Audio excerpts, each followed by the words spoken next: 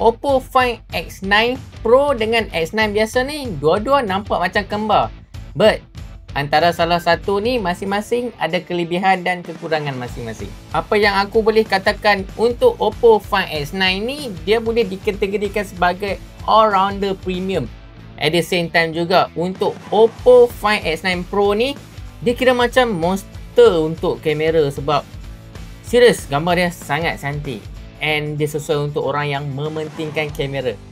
So jom aku ulas. Nombor 1, bila korang tengok secara dekat-dekat, untuk kedua-dua model ni dia guna rekaan macam flat sikit. So korang boleh nampak dia lebih selesa untuk pegang. And bila korang tengok secara dekat-dekat, dia almost identical. Kecuali untuk X9 Find X9 Pro ni dia slightly berat sikit. Berbanding Find X9 biasa ni, dia sedikit ringan. Lagi satu pula, dari segi IP rating pula, untuk kedua-dua model ni dia support IP66, 68 dengan 69. Maksudnya apa?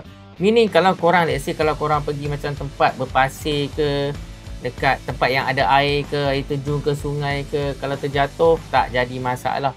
Phone korang tak masuk air, even masuk swimming pool. Dari segi ketebalan pula, untuk Oppo Find X9 ni dia 7.99mm, and untuk model Oppo Find X9 Pro ni pula 8.25mm. Lagi satu, untuk dari segi berat pula, untuk Oppo Find X9 ni 203 gram, manakala untuk Oppo Find X9 Pro ni 223 gram. Dia slightly berat sikit daripada version biasa.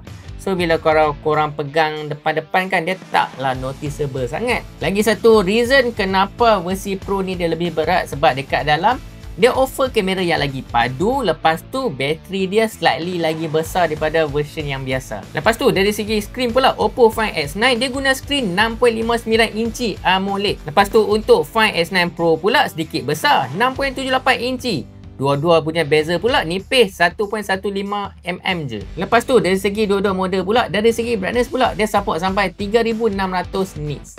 Maksudnya apa? Even kalau korang main phone ni dekat tengah panas sekalipun, dekat tempat yang sangat cerah, korang still boleh nampak skrin. Tak perlu risau. Tak payah pergi dekat tempat yang teduh untuk tengok skrin korang. Lagi satu pula, kalau korang nak tahu, untuk Oppo Find X9 Pro ni dia ada 3D ultrasonic fingerprint scanner. Maksudnya bila korang punya jari basah ke nak unlock fingerprint dekat skrin, dia slightly lebih cepat. Memang instantly unlock dengan menggunakan 3D ultrasonic fingerprint scanner ni. Let's move on untuk kamera pula. Untuk Oppo Find X9 Pro ni memang dia pakai kamera telefoto Hasselblad 200 megapiksel. Korang bayangkan untuk kamera telefon ni 200 megapiksel, yang paling besar dalam sejarah dekat dalam phone Oppo. Dia punya detail dia memang sangat jelas. Dari 1 time sampai 13.2 time zoom pun masih lagi sharp. Lagi satu, dia punya zoom dia pun memang dahsyat. Aku ada buat beberapa ambil gambar dari ultra wide sampai ke zoom sehabis-habis zoom, so that korang boleh tengok result dia untuk video seterusnya. Lepas tu ditambah pula dengan sensor Sony LYT828 Ultra XDR. Maksudnya dia punya hasil gambar dia lagi natural. Even kalau korang snap pada waktu malam pun memang nampak sangat-sangat true to life, sebab dia pakai true color camera punya spectrum. Sebab apa yang mata korang nampak, kamera ni akan capture the same thing. Lepas tu let's move on untuk Oppo Find X9 biasa pula. Kamera dia pun boleh tahan juga. Dia masih guna sistem Hasselblad master camera dengan sensor Sony LYT808. Untuk telefoto pula LYT650 megapiksel triple prism yang boleh buat 3x optical dengan 6x lossless zoom. Lepas tu dia juga pakai Lumo Image Engine. Maksudnya gambar kekal sharp and nampak sangat natural. Maksudnya let's say kalau korang tengah cari phone yang boleh capture gambar yang sangat natural, and bila korang tengok dia tak macam over process, untuk Oppo Find X9 yang biasa ni dah lebih dari cukup. Aku sendiri pun dah try, dah bawa pergi banyak tempat untuk berjalan, shoot macam street, shoot portrait.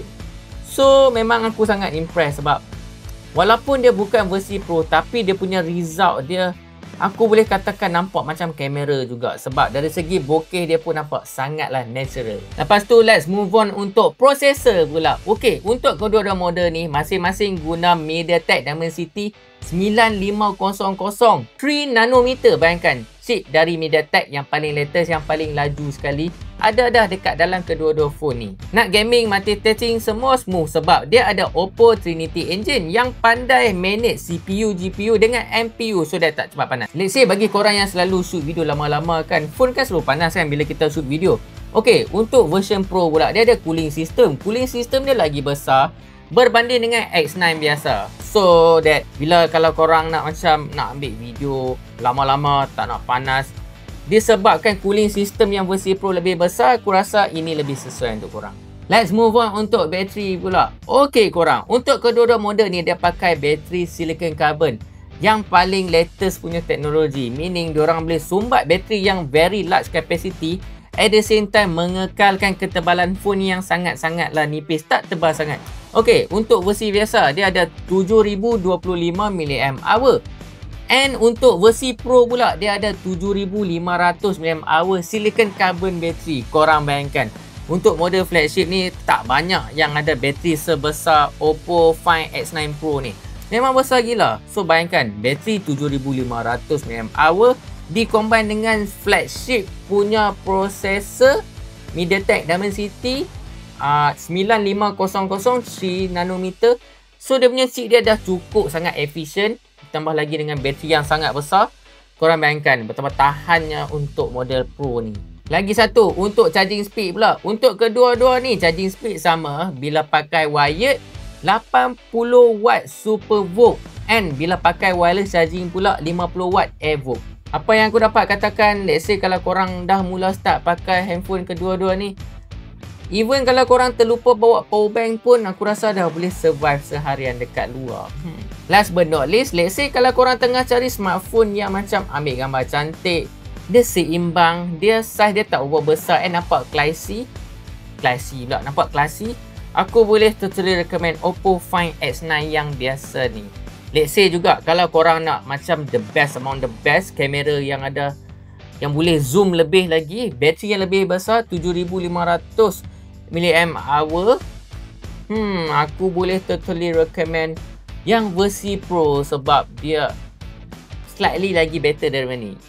But at the same time juga, kedua-dua model ni ada hasil yang sama juga sebab masing-masing menggunakan latest chipset, so that dari segi performance memang tak ada beza dua-dua. So you pay what you get, and of course korang akan dapat performance yang terbaik dekat dalam series Oppo Find X9 ni. Macam biasa, aku dah explain kat korang apa beza untuk kedua-dua model ni. From time to time aku akan lenjan dua-dua phone ni, and aku akan buat macam video test, gaming test. Korang boleh request je aku nak buat apa-apa test, and aku akan buat video.